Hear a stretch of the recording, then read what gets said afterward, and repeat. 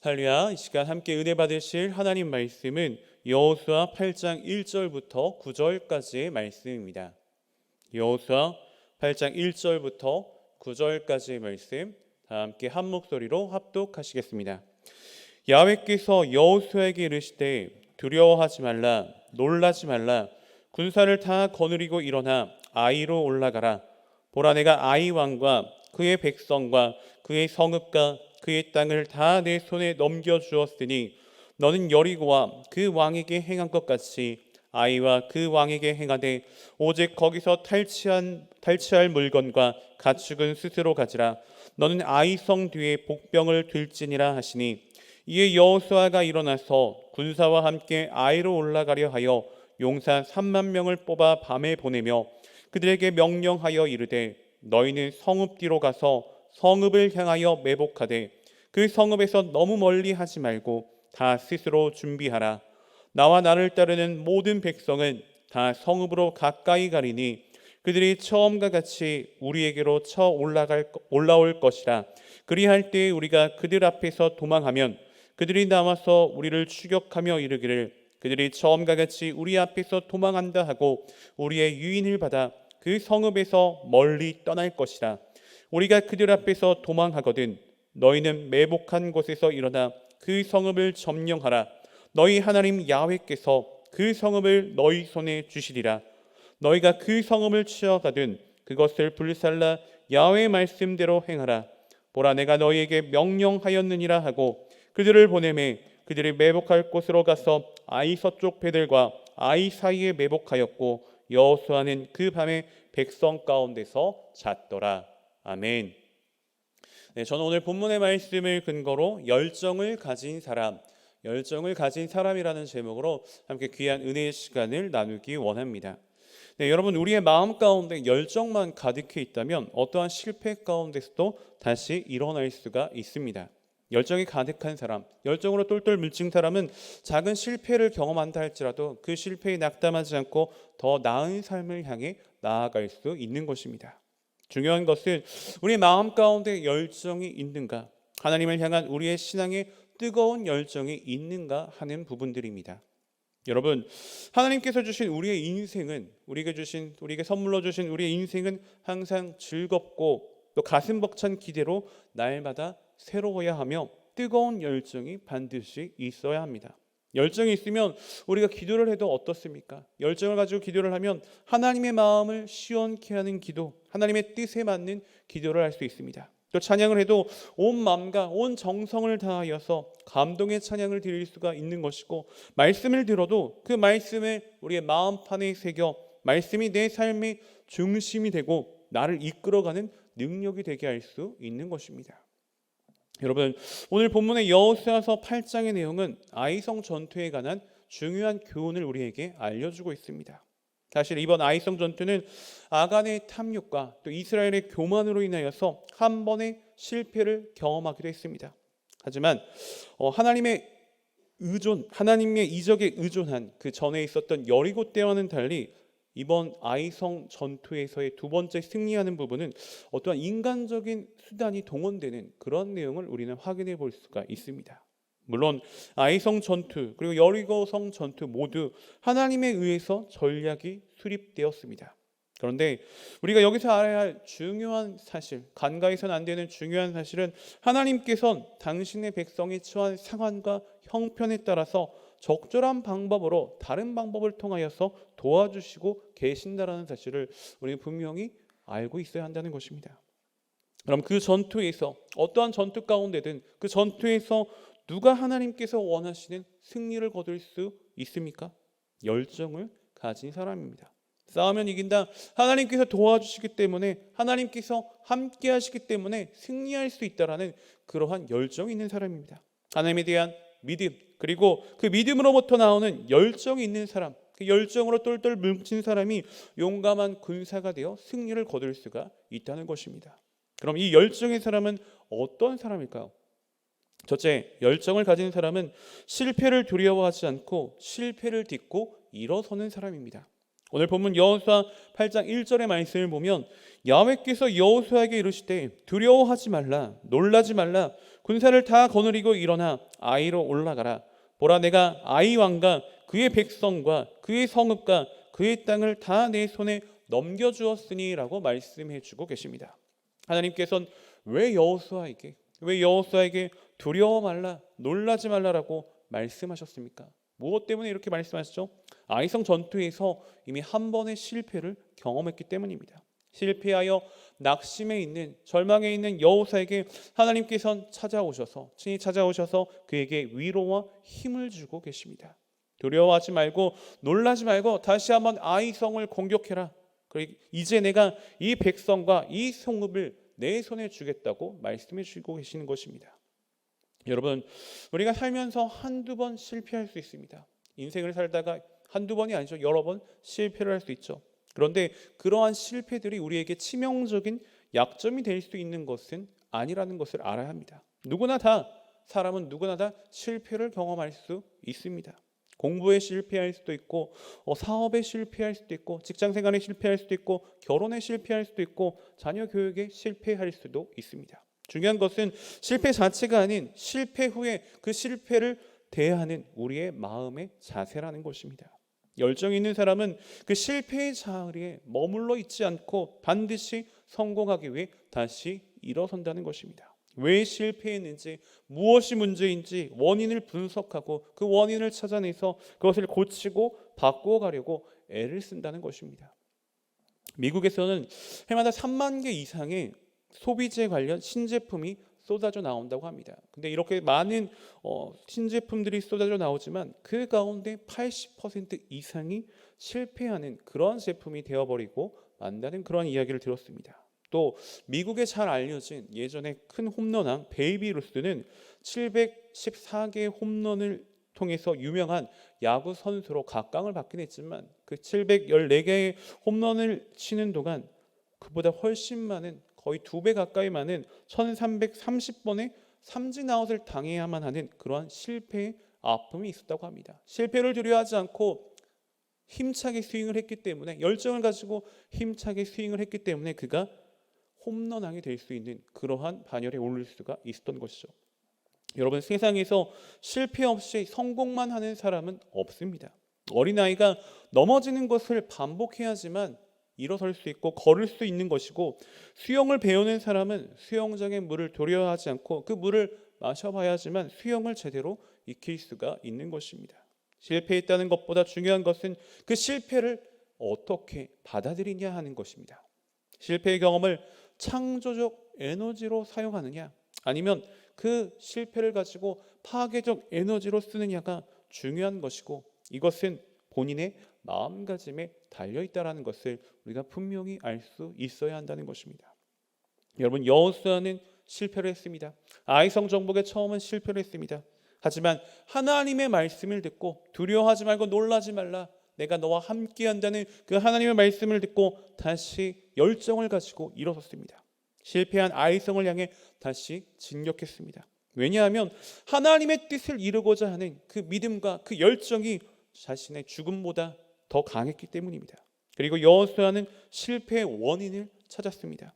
물질의 마음을 빼앗겨 하나님의 말씀을 어긴 아간의 범죄가 있었고 또 여리고 성에 비해서 작은 성이라고 깔보고 하찮게 여긴 이스라엘 백성들의 교만도 문제였다라는 것을 파악했습니다. 그리고 하나님의 말씀을 기다리지 못하고 정탐꾼들의 그런 어리석은 판단에만 나라의 운명을 맡긴 자신에게도 문제가 있음을 알게 되었습니다. 여호수아는 참여하는 가운데 욕심으로 인해 하나님의 말씀을 어긴 아간을 제거해냈으며 하나님의 말씀의 전략을 그대로 순종함으로써 한 번 실패했던 아이성을 다시금 정복할 수 있게 되었습니다.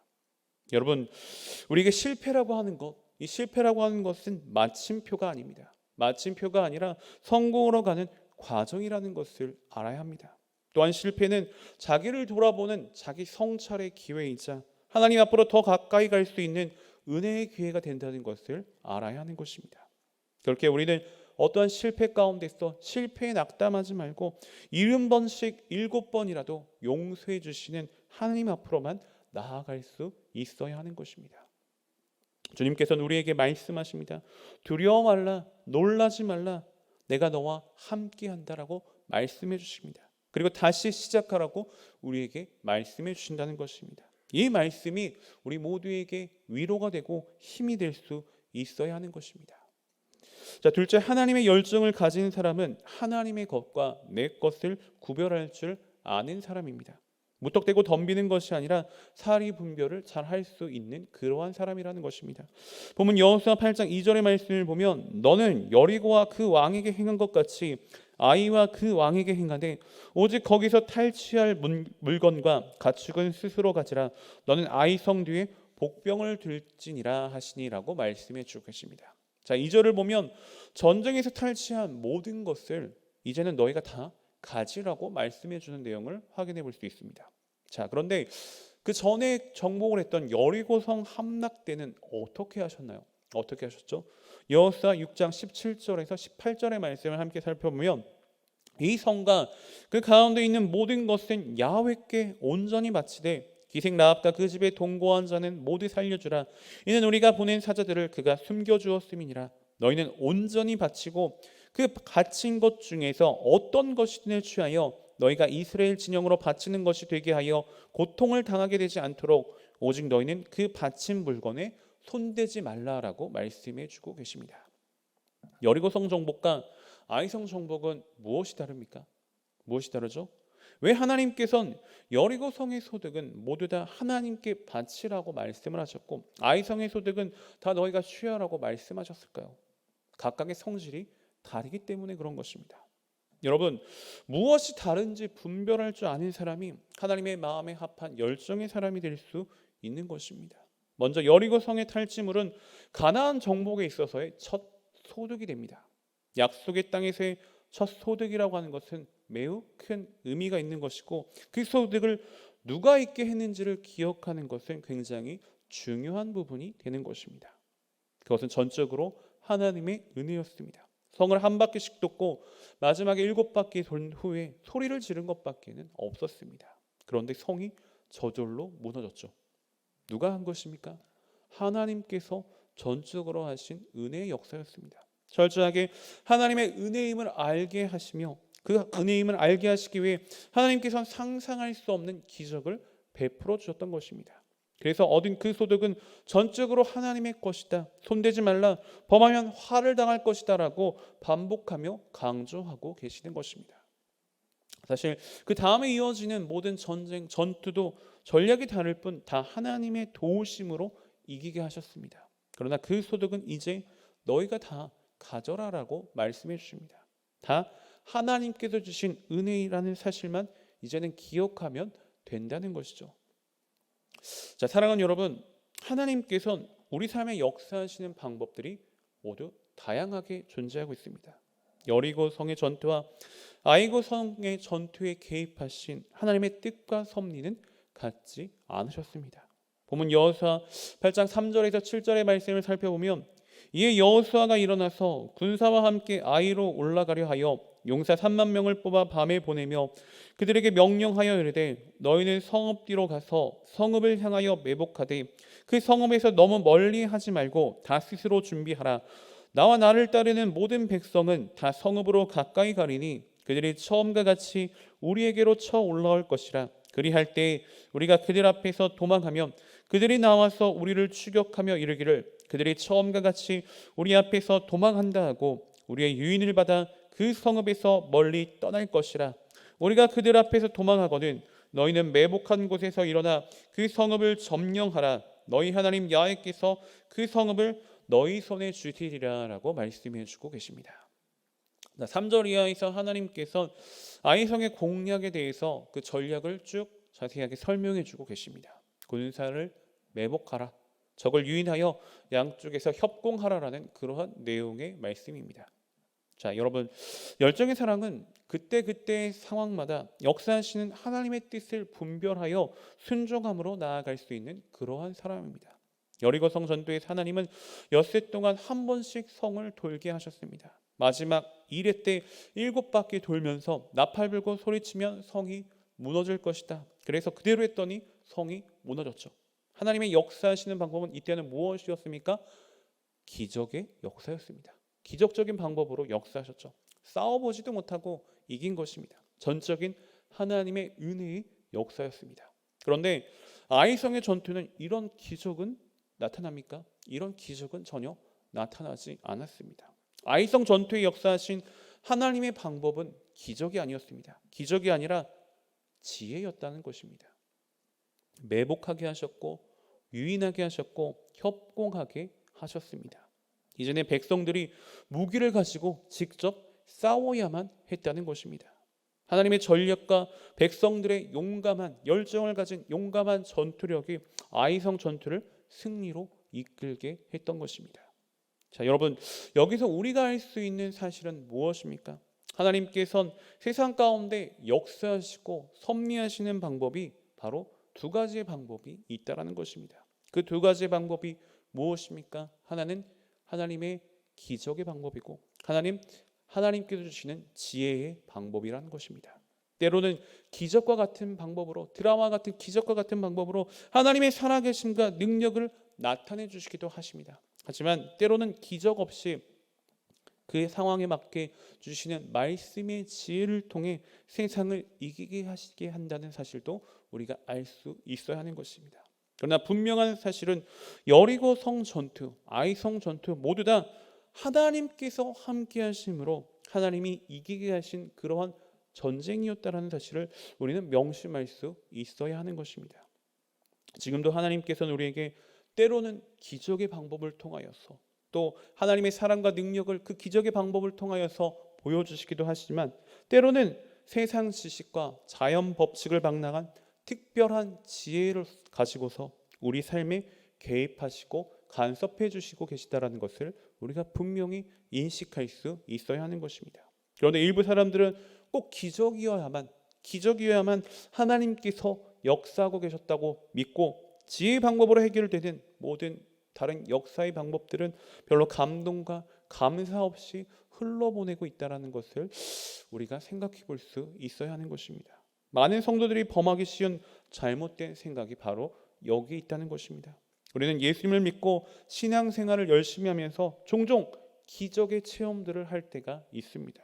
도무지 이성으로는 납득할 수 없는 또 설명할 수 없는 일들이 신앙생활을 하면서 종종 일어날 때가 있다는 것이죠.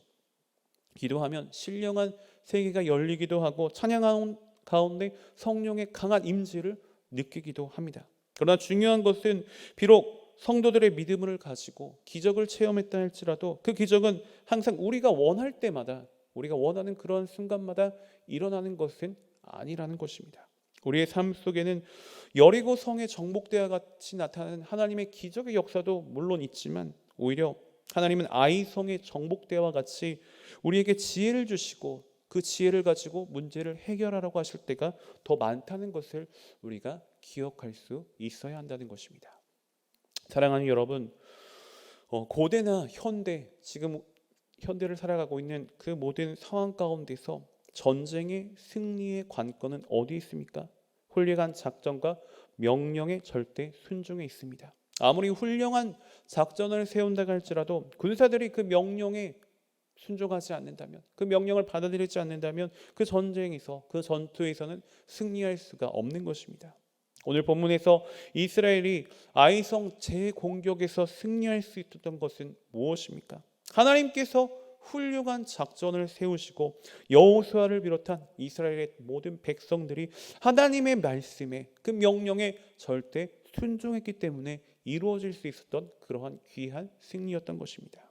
여러분, 오늘날 우리는 그리스도의 군사로서 영적 전쟁을 수행해 나가고 있습니다.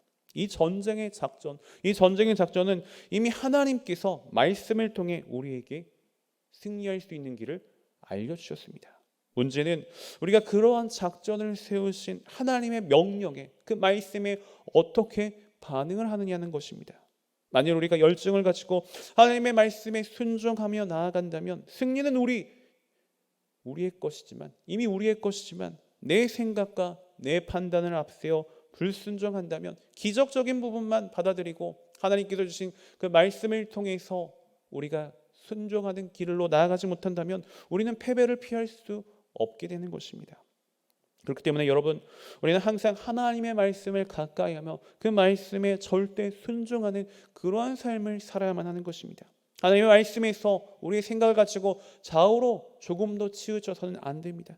좌우로 절대 조금도 치우치지 말고 두려워하지 말고 놀라지 말라는 그 말씀을 믿고 하나님의 말씀에 열정적인 반응을 가지고 하나님의 뜻에 순종할 수 있는 그러한 사람이 우리 모두가 되어야만 할 것입니다. 그럴 때 승리는 우리의 것이 될 수 있는 것입니다.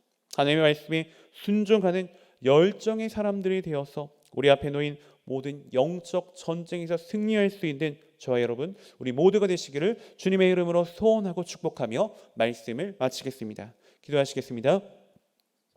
하나님의 사랑과 자비가 풍성하신 참으로 좋으신 하나님, 오늘 말씀을 통해 깨달음과 지혜를 주시니 감사드립니다.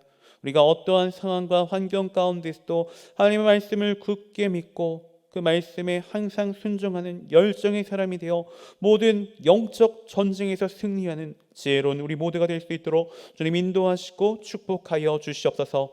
거룩하신 하나님, 이제 또 저희가 정성껏 준비한 예물을 주님 앞에 드립니다. 드려지는 모든 손길 가운데 한없는 주의 은혜와 사랑으로 가득히 채워주시고 이 예물이 쓰여지는 모든 곳 가운데 그리스도의 영광만이 아름답게 드러나게 하여 주시옵소서. 감사드리며 모든 말씀 살아 역사하시는 나사렛 예수 그리스도를 받들어 간절히 기도 올리옵나이다. 아멘.